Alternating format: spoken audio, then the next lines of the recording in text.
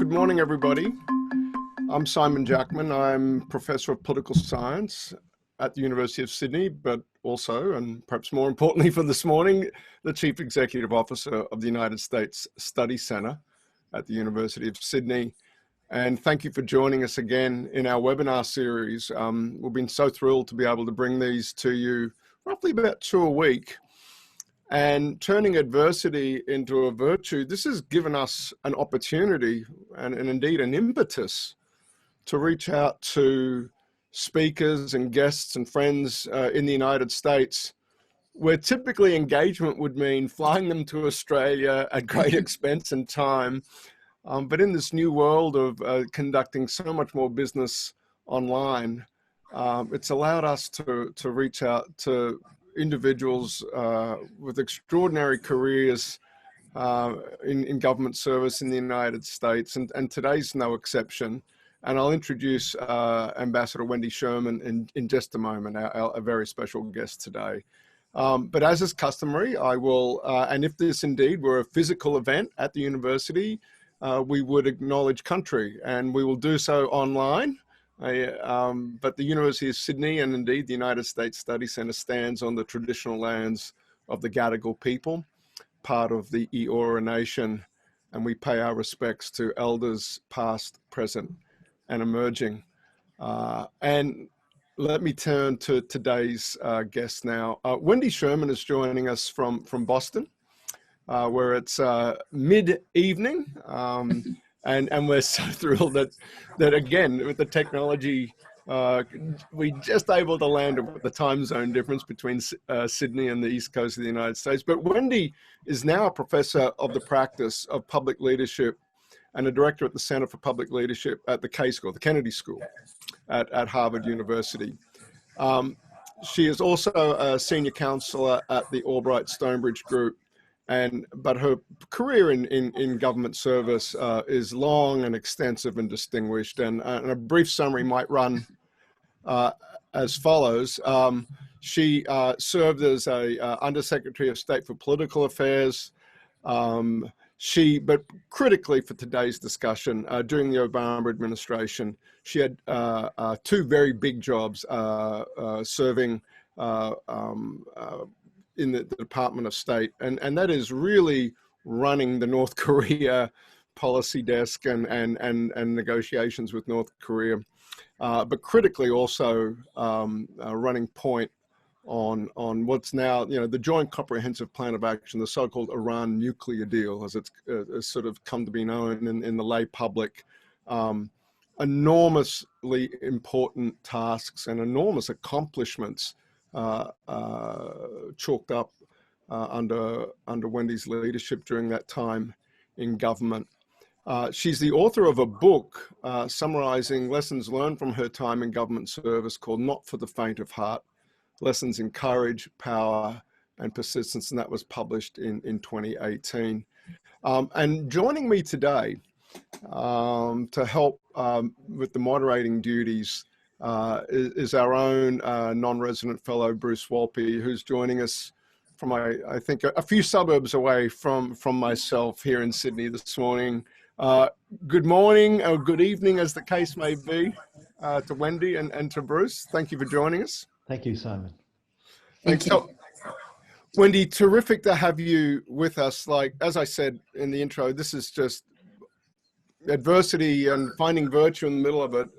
Ordinarily, engaging with you would mean a long plane ride for one or both of us. But we're so thrilled to be able to talk with you today. And look, and foreign policy is looming so large in American domestic politics, intruding into domestic politics in the midst of the pandemic. And of course, we in Australia are acutely aware of that. But I thought, and we're going to spend a fair amount of time on that, but I just want to draw on your experience as an Iranian hand. I'm wondering, first of all, before we talk about the United States, let's have a quick chat about Iran. And, in the Western media, we're very focused on it. In Australia, we're getting a ton of information about the course of the pandemic in the United States. But I'm wondering if you could give us a sense of the course of the pandemic in Iran, and what does it mean there for Iran's domestic politics, perhaps even the stability of the regime? Yeah, first of all, it's wonderful to be with you, Simon, and to be with my, I was going to say old friend, but we are old friends, in all manner of that word, I think now, Bruce. Just terrific to be with you all. And I, like so many Americans, love Australia, have been to Australia, and would love to be on that plane ride. It is a long way, but once you get to Australia, you never want to leave. It's such a beautiful, warm, and fascinating country. So it's great to be here, even if it's virtually tonight, to be with you all. There's no question that Iran has suffered terribly with the coronavirus. No question about it. And that the government has mismanaged the coronavirus. The level of death is quite high. Then again, in my own country, we haven't done such a great job of it either. So I think what really matters in your question, Simon, is has the mismanagement of the coronavirus in Iran changed the future of the regime and of the country going forward? And sadly, although a lot has been written about this in the last few days, I don't think so. Yes, people are fed up with the regime.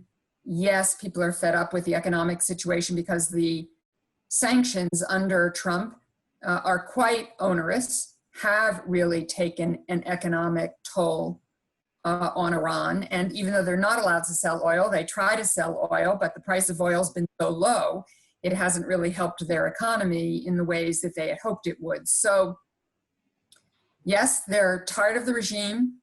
Yes, the people are sick of the horrible economy, but the regime has an immense power to oppress its people, an immense power to hold back any uprising. We've seen them do that time and time again.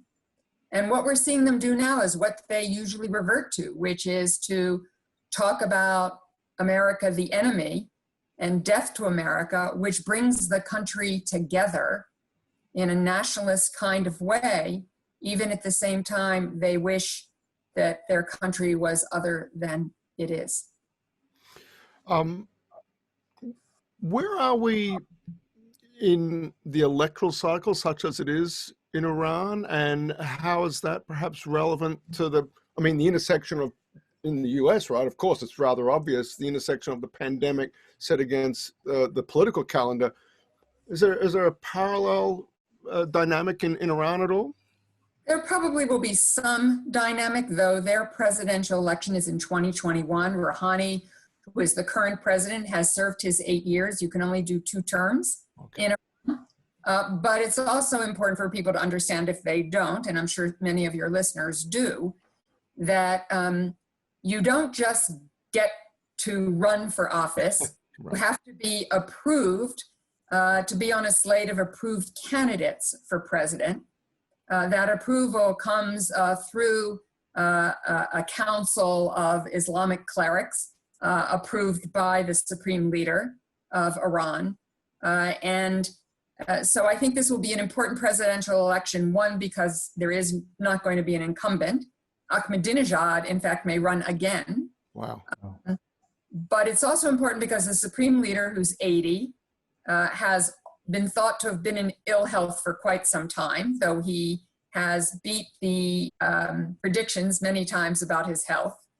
But people will be looking at the president, they will be looking at the slate of people to figure out whether anyone is positioning themselves as well to become the next supreme leader. So it's a very consequential election. Sure. I'm wondering, just could you give us a brief sense of, the big note that, a lay audience will be aware of is the killing of Soleimani by, U.S. forces. We've also had there's a few other things going on that may not be so top of mind, particularly perhaps for an Australian lay audience, or even Australian foreign affairs specialists for that moment. But just your assessment of the the relationship at the moment, and how close we are to something again kinetic, perhaps, in the US-Iran relationship at the moment? Well, here's the good news. I truly believe neither President Trump nor President Rouhani nor the Supreme Leader of Iran actually want to go to war. Right. We saw in the Soleimani assassination a retaliation by the Iranians, but that retaliation did not outright kill any American. It did, after the fact, as we found out, create quite a number of traumatic brain injuries. But at the time, everyone thought that it had really not touched Americans. I think if an American had died in that retaliatory attack, we might have found ourselves in a different place. But Iran was very careful, and the President of the United States didn't then take another turn of the wheel. Right. Everybody sort of cooled off, because I don't think that the President of the United States thought it was in his interest. Now, there are some analysts who think, if the presidential election here in the United States looks really tough, Right. tougher than it looks today, that the President of the United States might look for a foreign escapade of some sort to garner attention and say to the American people, you don't want to change the president in the midst of this. But I think that's harder now with the pandemic. Right. And with the expectation that it will, even if it cools down a little bit over our summer, that it will come back in the fall. It may combine with our seasonal flu and be quite terrible. And our economy is terrible. So I think the president will be very mindful of that, and certainly Iran is very mindful of that.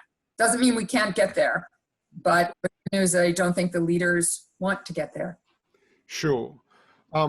I guess the other thing is the single biggest thing perhaps in the US Iran bilateral, and is coming right back now to your territory, and that's the so-called Iran deal. There's so much to talk about there, but I want to, and maybe I'll let Bruce get into this in a little more detail, but how was it received in Iran? Before we get to the US motivation and the way it's playing into US domestic politics, let's talk about Iran for just one more moment. And that is when Trump so vociferously went after the deal and very dramatically pulled out, the reaction inside Iran, I'm wondering if you give us a quick readout on that, and what is the Iranian regime, you just said sort of backing away perhaps a little, their strategy for handling a president like Trump more generally? So I can't speak for the Iranian people. Sure. As an analyst, I can tell you what I've seen, but none of us really knows because we aren't inside the country and we don't have the fingertips. Your ambassador who travels now and again to Tehran probably has a better set of fingertips than I do on the situation. But that said, I think that the Iranians see all that's going on as quite difficult and saw what the president did as difficult but not unexpected. When he campaigned, he said he was going to leave the deal. In the early months when he had cabinet officers around him who didn't want him to leave the deal, they got him to stay in. When those cabinet officers left, most of us knew that the new people around him favored taking a very, very hard line and leaving the deal. So it didn't come as a shock to anyone because it had been sort of unraveling bit by bit. But I think one thing that's really important that not everybody notices is the deal was actually quite durable, because even after the United States of America pulled out and imposed sanctions, until the last several months, the deal held together. Iran was in compliance. Report after report from the International Atomic Energy Agency, which monitored the deal, said they were in full compliance. And it was not until the President of the United States took several more sanction steps, killed Soleimani, that it became impossible for Iran not to take steps to begin to unravel the deal. But even in that case, Iran has taken steps that are reversible as opposed to irreversible. They are nonetheless very concerning and not things we want Iran to be doing. But nonetheless, it's quite extraordinary that the deal held together for as long as it did. Yeah, no, that was my sense at the time too. And so again, bravo. Thank you for your service, as we say. And I'll let Bruce pick up that thread, by the way. Bruce, that's enough from me for the time being. I'd love you and Wendy to take it from here for a little while. Thanks. Thank you so much. And I always enjoy addressing you as Madam Ambassador. And it's just great to have you here. And just picking up on that thread, I mean, how irrevocable is the damage, and what do the other signatories, where do they want to go from here? You have Russia and China as signatories. France has a deeper relationship with Iran that's come into play, particularly when there's been some tit-for-tat missile stuff in the Gulf and so forth. How do the other signatories looking at this as it's unraveled, not irrevocably perhaps, and where do they want to go from here? I would say that France, Great Britain, Germany, Russia, China, the European Union want the deal to stay together. They have not moved to snap back the multilateral sanctions. They have tried to keep relations going. Several of them have ambassadors in Tehran. So they have not wanted to all fall apart, but it is hard to hold it together. And as you know, the United States is preparing, probably not until after September, heading towards the presidential election here in the United States in November, to go to the UN Security Council and push for some actions, which I can describe further if you want, to try to further unravel the deal. So we are going to have a further confrontation, most likely, this fall. And do the Iranians just wait that out, do you think, not knowing the result in November, playing for as much time as possible and then as much flexibility post-November that they can exercise? Yeah, there have been several articles over the last couple of days that Iran seems to have stepped down its attacks in the Middle East, its provocative actions in the Gulf of Hormuz, its support for the prime minister that the United States also wanted to win in Iraq. And people read that as Iran trying to not stir the pot such that there might be military action, or people might feel like they have to be more retaliatory and trying to hold that kind of position from here until November. That's a really long time. It is. Also true, they've been in the middle of a pandemic just like the rest of us, and so they are shorter of money, not just because of the sanctions, but because of the pandemic, and their attention has been on the coronavirus. In the United States, nothing is on the evening news but coronavirus. Finally, something broke through tonight, which is a tragedy. Dams have burst in Michigan, Right. and there are thousands of people who have had to be evacuated. It may change the terrain of that part of Michigan forever.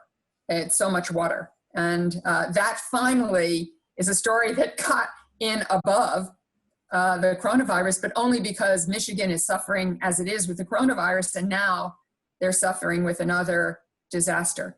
So I think Iran is probably trying to hedge its bets until November, but unfortunately, November is still a significant ways away.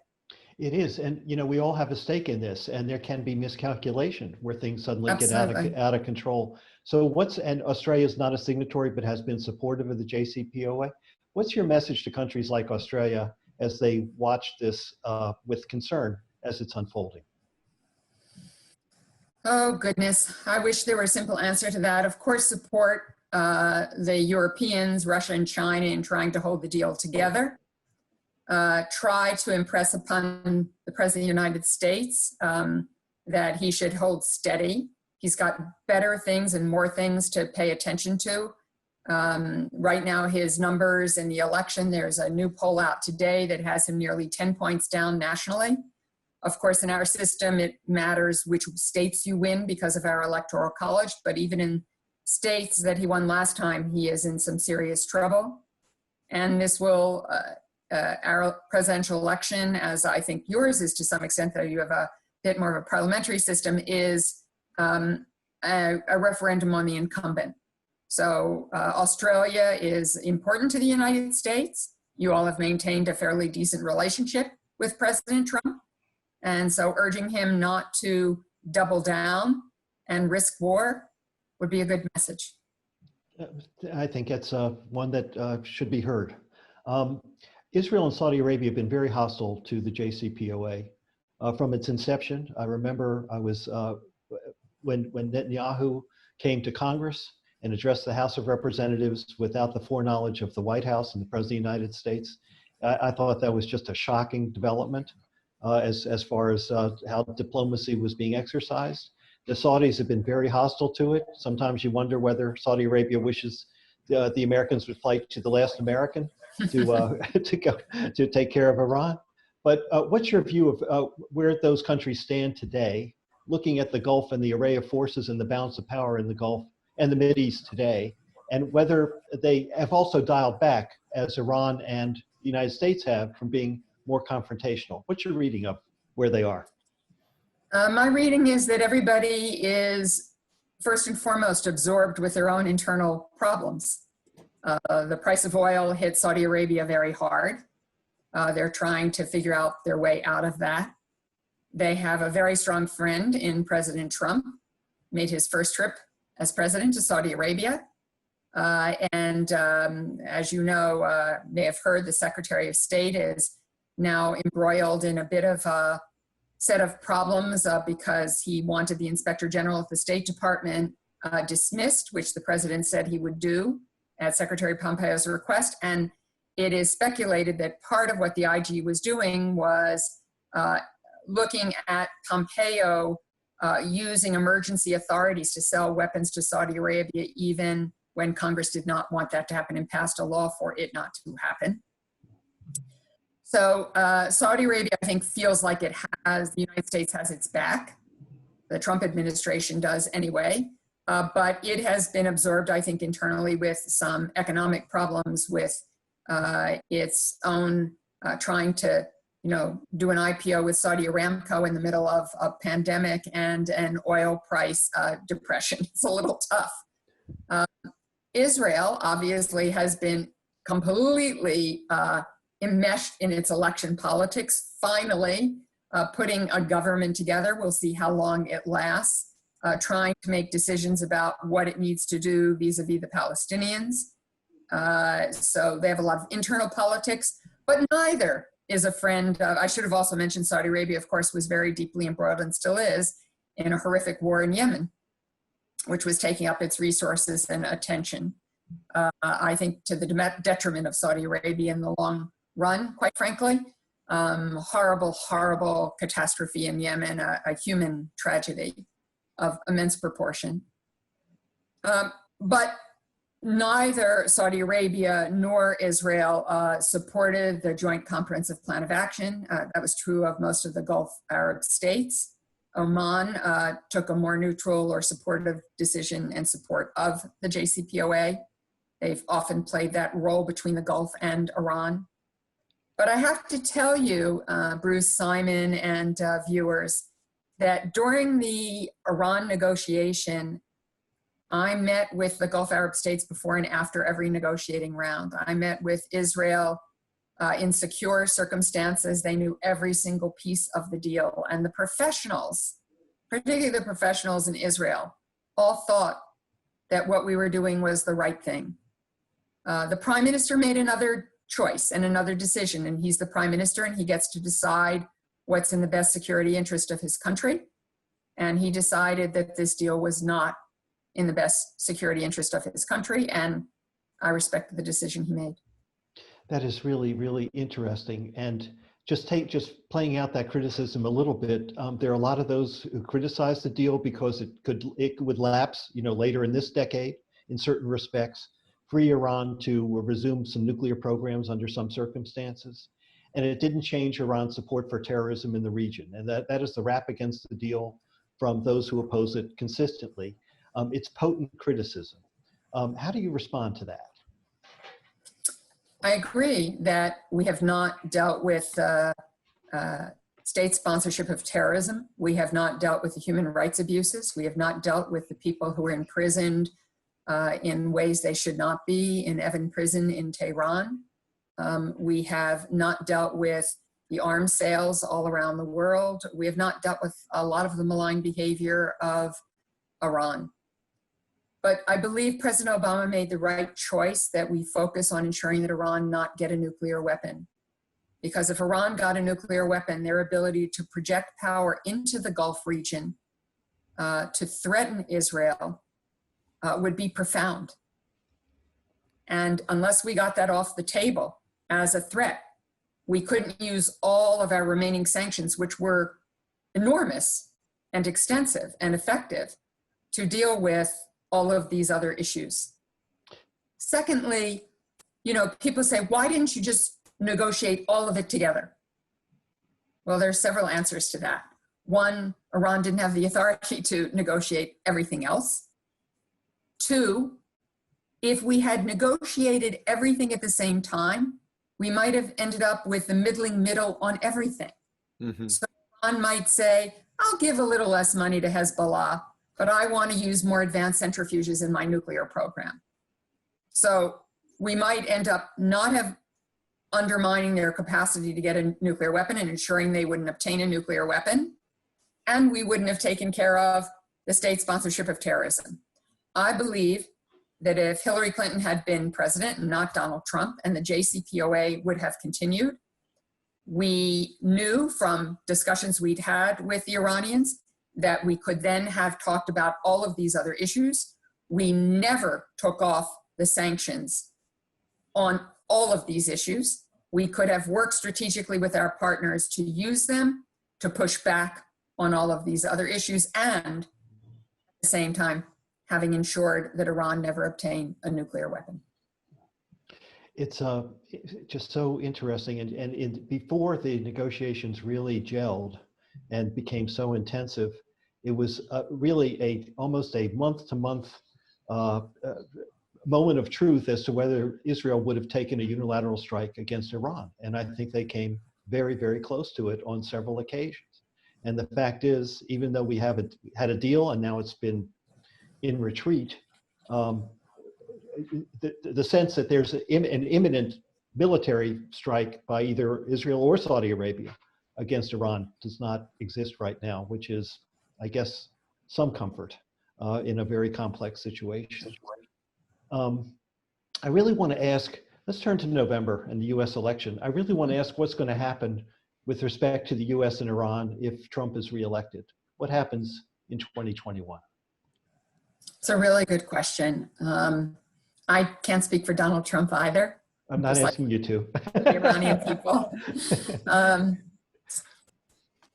He is committed, and Secretary Pompeo is committed, and certainly Brian Hook is committed to continuing this maximum pressure effort. I think they will continue to do so. I think in a second administration, they would ramp up things even more, take more chances, even increase the chance of war. They say it is not a policy of regime change, but then I don't know what it is, because it has not achieved any of the objectives. The amount of time that it would take Iran to get enough fissile material for a nuclear weapon has decreased since the president left the deal and Iran began building its stockpile and using more advanced centrifuges. The terror in the Middle East hasn't stopped for a while. It increased. It's a little quieter right this moment, but I think that's because of the election. They haven't stopped railing against Israel and threatening Israel's security. They haven't stopped putting people in Evin prison. They haven't stopped abusing their own people. So I'm not quite sure what the policy has achieved, but I believe the president is unalterably committed to it. But is the goal of that policy to get, sometimes it happens with stock markets when they drop by 50%, capitulation, and that ultimately the objective is, okay, you got us, we hate it, but we're going to renegotiate the deal and deal with these other issues too. Isn't that where they want to go? I think that is where they hope to go. If President Trump is reelected, that may happen because there may not be other choices for Iran. But I don't know who is in the Trump administration who would be able to forge a negotiation that would be successful on all of these issues all at the same time.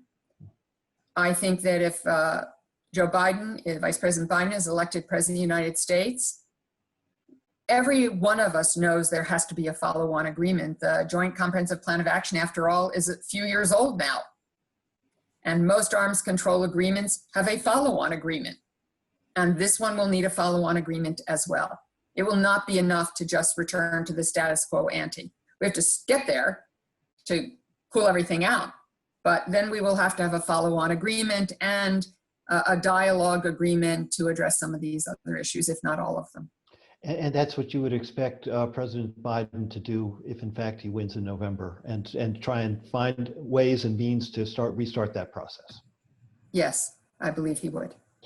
Is there, you got the agreement, took it to Congress. There was implementing legislation that was passed in Congress. I think I remember you testifying on it on the Hill. Is there bipartisan support? You have positions and positions. Is there bipartisan support in Congress for a renegotiated deal, or is it just going to be Democrats and Republicans at each other's throats again over this, and you kind of just have to force it through the House and the Senate without building a larger coalition behind it? Is there anything that kind of breaches this divide between the two parties that you see? Well, one would be if the Democrats take the Senate, hold the House, and win the presidency. But that's still just Democrats. That's still just Democrats. I mean, do you feel that there are Republicans who really want to do this too? I think there are some Republicans who would under other circumstances.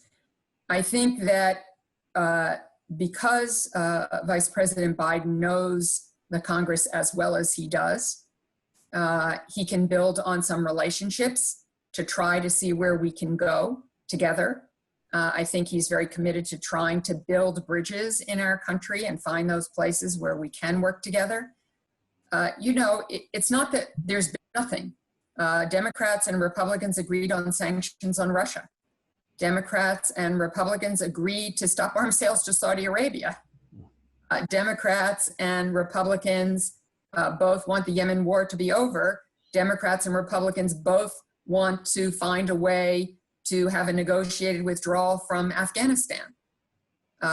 Democrats and Republicans want to stop what Iran is doing in the Middle East, but the way we would do that would undoubtedly be different. But I do think there are places where we can come together, and I think that President Biden would have a chance at the beginning of his administration to try to get things back on track, widen the scope. But we don't know where we'll be in November, and if 7 more things could happen that could change that calculus about how one approaches this and what one does, what happens in the UN Security Council in the fall could change everybody's calculus about how we move forward and whether you can bring a coalition together to find a better way. Right. Now I know this discussion is like a trip to the dentist. So how are things in North Korea? Tell us, how's it going there? Kim Jong-un just thinks it's groovy. So I think, when Simon, you asked the question about Iran and what would happen to its regime, it took me back to a conversation right as Madeleine Albright was going to become the second Secretary of State to Bill Clinton when he was president. And I was going to be her counselor, which is sort of the senior advisor. Mm-hmm. And we had a meeting of the folks who were going to be working with her right before she was going to be sworn in. And we talked about things. And one of the things everybody in the room said was North Korea was certainly going to fall within a couple of years. Yeah. And we agreed that I would spend some time getting to know the Korean Peninsula, and we would see and try to begin to think about the plans to deal with the fall of North Korea. Here we are, 2020, Yeah. Literally decades later. And everybody's waiting for the same thing, and it's not going to happen. So when people think that it's easy to make regimes fall or that something's going to happen internally to have that happen, it doesn't happen overnight. The change in the Soviet Union was 40 years in the making, if not longer. So North Korea is even harder than Iran because it doesn't have vast trading relations with countries all over the world. Iran does. Iran has a literate middle class. They watch TV, they get on the internet, even though they have censorship, they have ways to get around it. They see what's happening in the world. Most people in North Korea don't know the outside world, aren't on the internet. The only television they get are preset televisions in their houses that only play revolutionary programming. Pyongyang, which I haven't been to for a long time now, I was there twice in the late 90s, early 2000, is almost a Potemkin village where there are some people doing well and a lot of buildings with no one in them. And beyond Pyongyang, as we've all seen on that skylight picture, there's very little light because there's very little electricity. So I don't see any change happening. I know everybody got all excited when Kim Jong-un didn't show up for a few days. I said at the time, maybe he was ill, but I did not think he was dead. He likes to play these games. It helps him get attention. He was probably a little scared of coronavirus, so took himself away for a while. Maybe he was sick. Maybe he had some surgery. I don't know.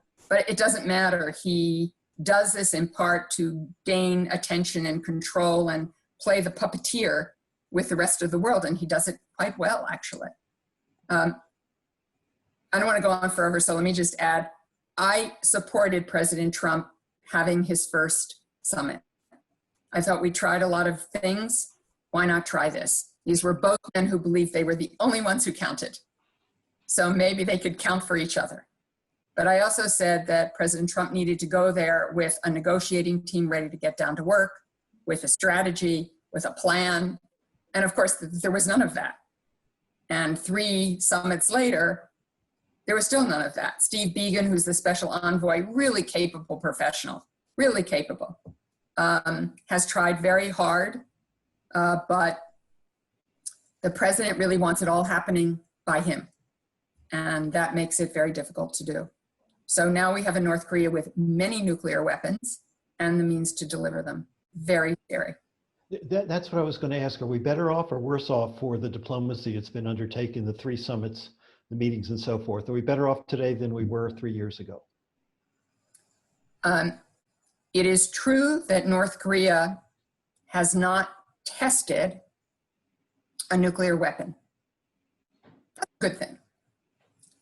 But it also means that they're so well advanced, they may not need to test another nuclear weapon. And as we all know, a lot can be done by computer simulation these days, more so than once was able. They have done some space launches, so they would not consider those missile tests. And they have done some testing of shorter range missiles. So that's a good thing, but they have continued to build weapons and they have continued to advance their missile capability. So in my view, we are not better off because I think they have a larger stockpile of both. They have a lot of mobile missile launchers, which are quite problematic.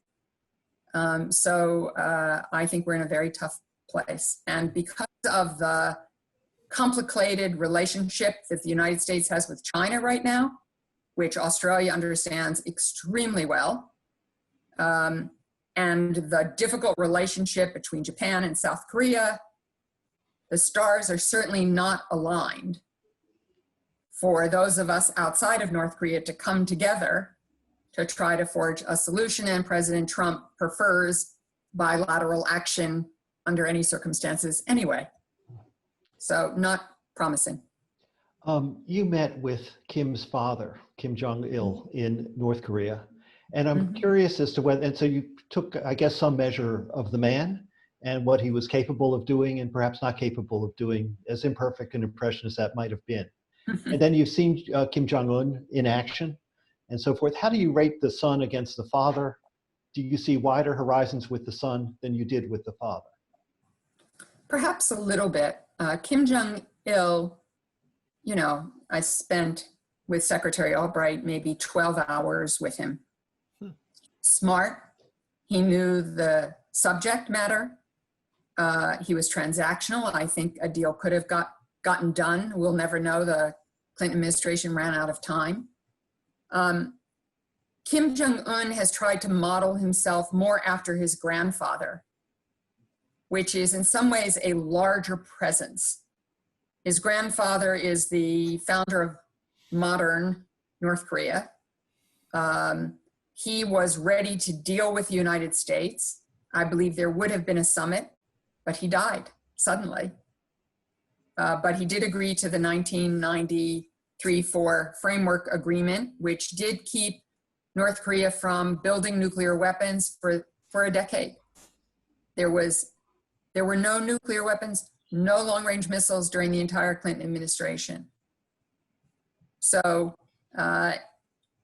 I think that the grandfather saw his place in history a little differently than his son Kim Jong-il did. And I think Kim Jong-un, because he's trying to model himself after his grandfather, may have a little bit more scope, but he's sitting in the catbird seat right now. He got credibility, he got recognition, he showed he was powerful and could be mano a mano with the great American president. I'm not sure what else he wants right now. And he has China supporting him again. So for right now, he's okay. You know, when I've seen the photographs of Kim Jong-un on the White Stallion in the remote regions of North Korea, and going to places where his grandfather helped found the party and brought the communist country together, then you just see the symbolism and everything he's trying to conjure up to cement his rule and authority and over his people. It's really, really fascinating.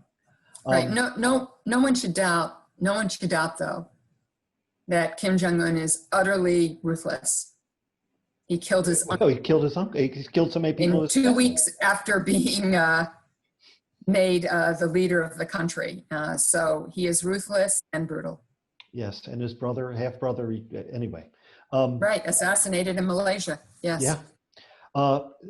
If Joe Biden is elected, what does 2021 look like for him with North Korea, in your judgment? Now, some of us were talking about this earlier today on another Zoom with a lot of colleagues at Harvard.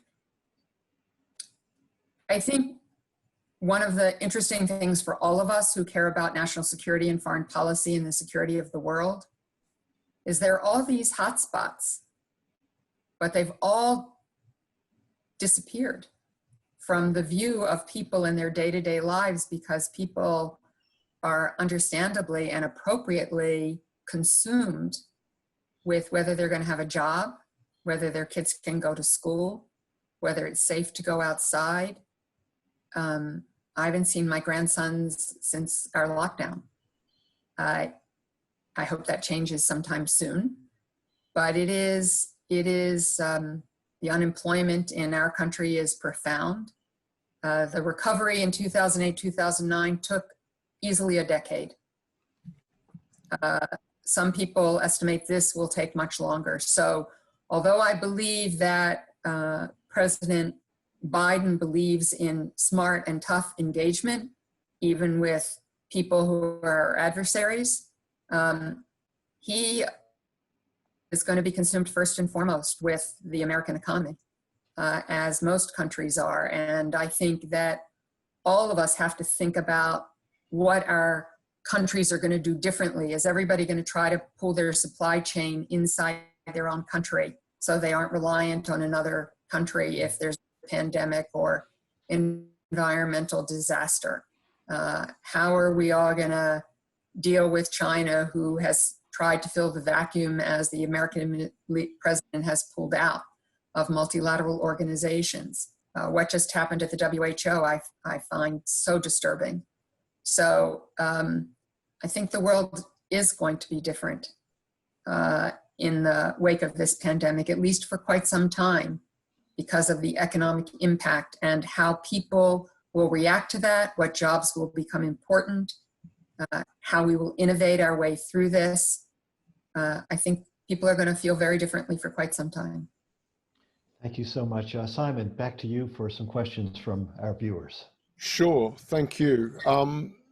We've got a very specific question here from a journalist with BBC News. That's Bahman Kalbasi.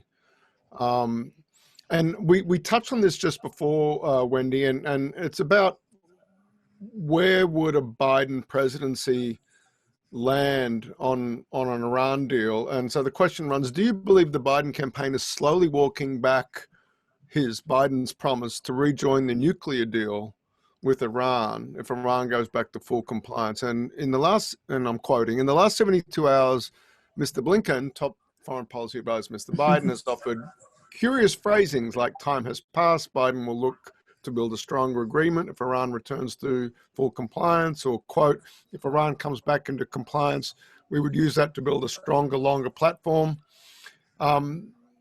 Is it realistic for a Biden administration to condition a return to the deal on new concessions from Iran without insisting it adheres to the existing deal first? So a question from Bahman at BBC News.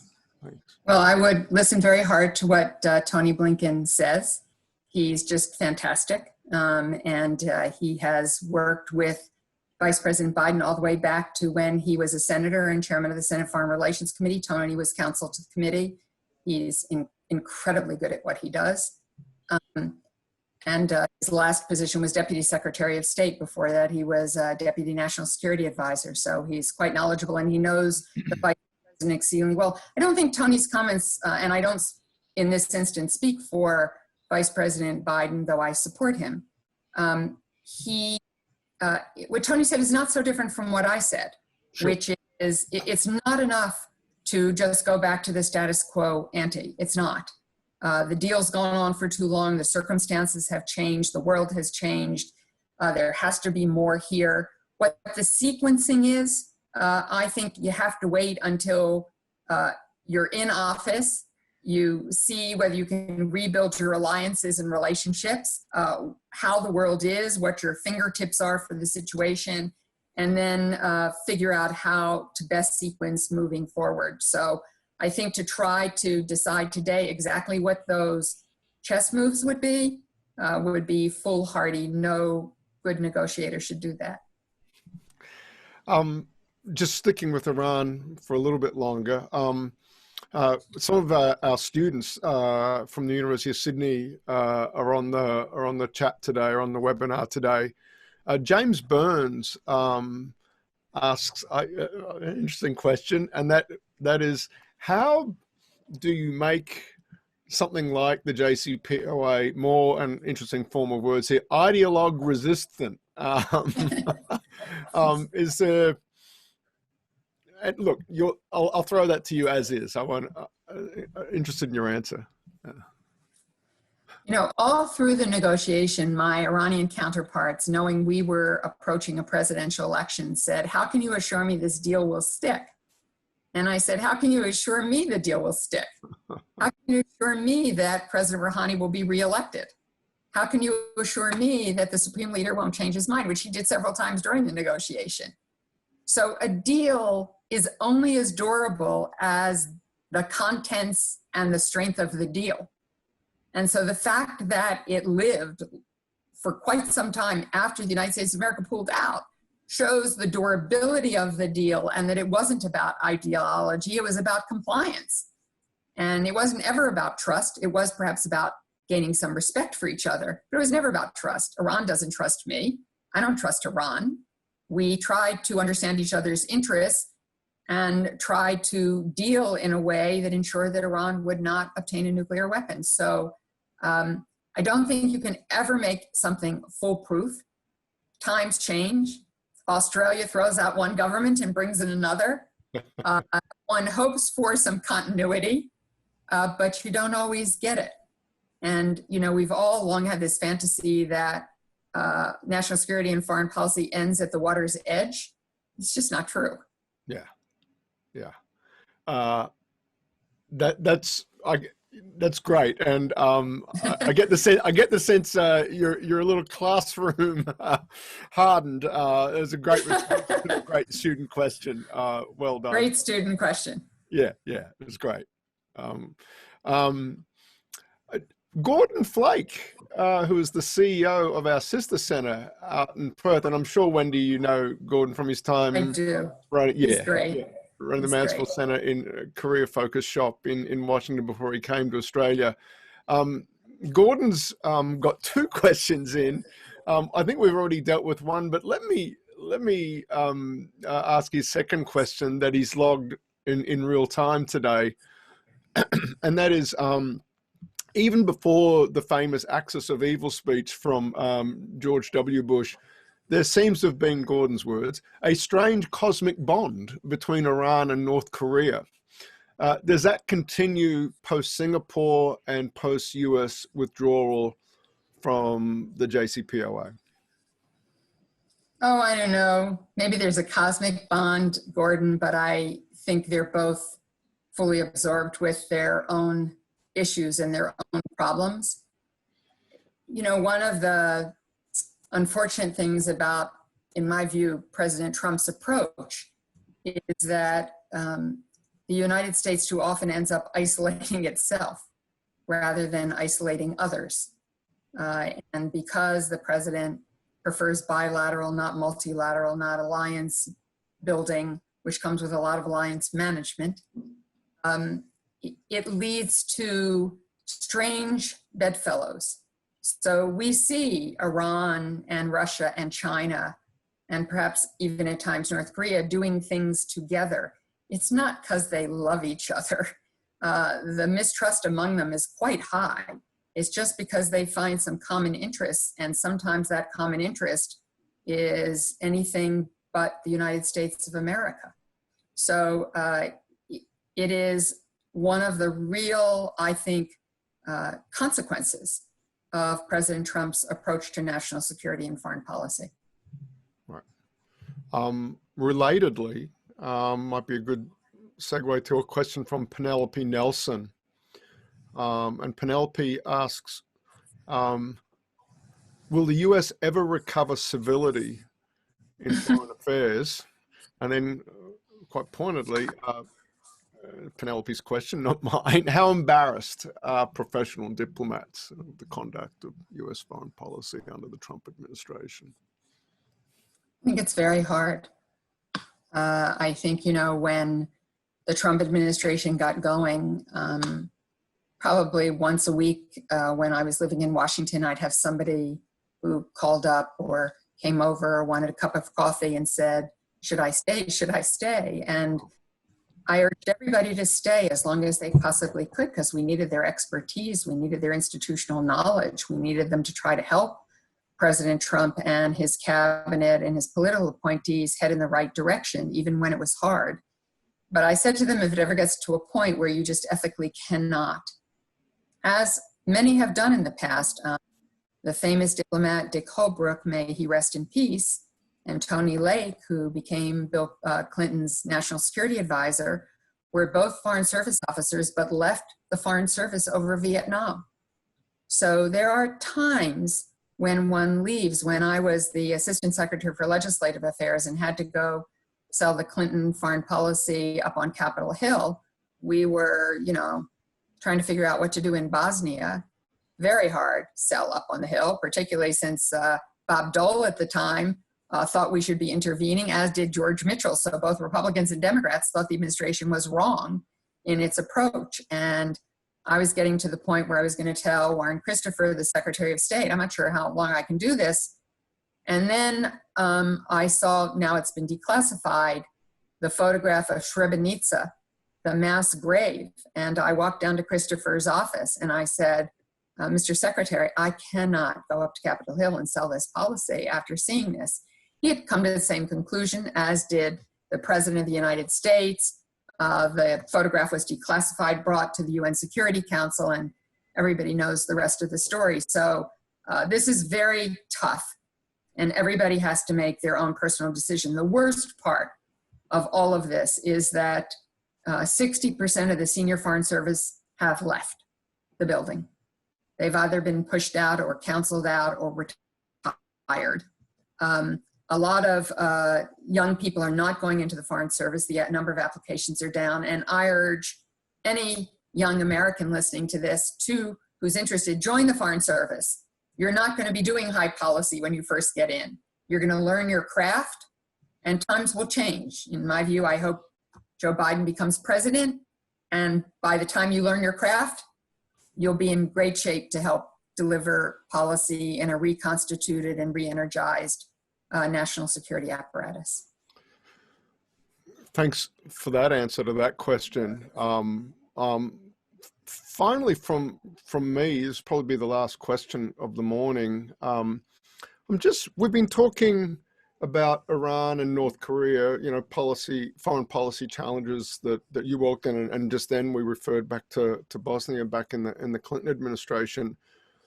And earlier, Wendy, you were also talking about the competition for attention and focus for certain foreign policy issues, or maybe even foreign policy as a class of issues in the time of COVID-19. But I think something that Australians are really acutely, maybe even anxious about, is where American strategic attention is at the moment. And for us, the documents like the National Security Strategy, say we're back in an era of great power rivalry. China and Russia are our big areas of strategic focus, and allies like Australia take those documents extremely seriously and look for the follow through. And yet, at the last ministerial consultations between Australia and the United States, it was the readout that leaked a little into the foreign policy community here in Australia and did make it into the media here, was that very quickly the American secretaries, particularly the Secretary of State, was very adamant about Australia's participation back in the Middle East with the Straits of Hormuz operation. Would we be contributing assets to that operation? People in Australia will also, in foreign policy and defense circles, will very quietly voice a little bit of frustration about how much of our, we're a small country with limited resources, how much, hours are being run up on airframes, coalition operations out there in the Middle East, when yet these big canonical documents of American foreign policy are saying China and Russia. And certainly that would be Australia's sense of its own strategic circumstances as well. So long story short there, I guess the question is, how do you assess in that battle for strategic focus in Washington right now, Iran, obviously with the domestic political resonance it has for President Trump versus the stated big ticket things like China, all with this overlay now of the pandemic, Wendy. So I'd love your readout on that, sort of with a view to how our Australian listeners are very looking for clues as to where American strategic focus from the administration lies. I think that you will see in this campaign an enormous focus on China, enormous. And I think that's partly because of COVID. And I think there isn't an American who doesn't believe that China owes a full accounting of what happened to the world, that an investigation needs to take place. I think most Americans believe that the United States has to be ready for the coming decades in terms of its industrial policy, in terms of its building technological capabilities, the new biotech, AI, other advanced technologies, quantum computing, that we have to invest in all of that, and we have to be focused on it because we are in a competition with China. It is real, and we have to be ready to compete I think that many Americans also believe that China is trying to say to the rest of the world that its way of being, its political and economic system is a system that should be respected, and as a political competitor and an economic competitor, particularly with the United States, it's a great power. I think that United States democracy, although right now, in my view, some of it has some tarnish on it, I think that can be scraped away. And the fullness of our values, of our democracy, of our shared values with Australia can be predominant once again in how we fashion the world. That doesn't mean we have to disrespect China's view of how to manage its own people, but it does mean that we have to speak out about human rights. When China abuses the human rights of its people and puts Uyghurs in concentration camps, we have to be ready to deal, we have to be ready to compete. We have to be ready to challenge when necessary. And hopefully it won't come to it, but we have to confront where necessary. So I think it's a very complicated relationship, but a critical one. I think there are other powers in the world. India, which is going to be the largest everything by 2030, is a power that has stayed regional, and I don't know whether it'll break out of that space.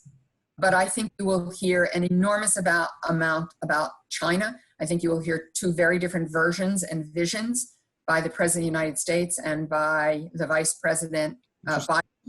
And I think the Vice President's going to have it right. Well, the idea then, those points of divergence are, again, things that those of us, paying close attention to American foreign policy will be paying close attention to put it mildly. Having sort of said to look out for that, we're definitely paying even closer attention. We are out of time, and it's surprising how fast an hour goes. And Wendy, I'm so jealous of your Harvard students there. One of the great things about institutions like the K School, and I had time at the Wilson School at Princeton, getting people with distinguished careers in public service like yourself to come in and help train that next generation of thinkers and policymakers. Thank you for sharing your experience that you share with them, with us today through this medium. And thanks for Bruce and for the friendship between Bruce and Wendy that truth be told made today happen. And that's absolutely wonderful. And I'm so pleased we're able to do it. And particularly given it's getting in later in the evening there in Boston. Do check out the events part of our website where you can catch up with our past events and also see what we've got lined up in the future. And again, my very special thanks to Wendy and to Bruce. Thank you so much, everybody. Thank you. Thanks, Wendy. Thank you. Bruce. Thank you. And hope to do this again sometime soon with you, Wendy. Perhaps in person one day would be absolutely wonderful. I'll look forward to it and say to all of the young people here, you're the principled, public, effective leaders that we're looking for and need. So keep doing everything you're doing. We're going to rely on you.